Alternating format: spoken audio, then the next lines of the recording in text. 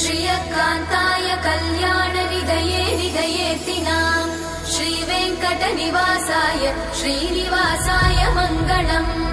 लक्ष्मी सविभ्रमालोकसुभ्रूविभ्रमचक्षुषे चक्षुषे सर्वलोकानां वेङ्कटेशाय मङ्गलम्।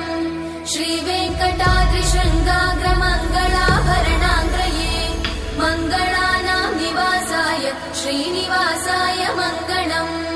सर्वावयव सौन्दर्य सम्पदा सर्वचेतसां सदा सम्मोहनायास्तु वेङ्कटेशाय मङ्गलम्।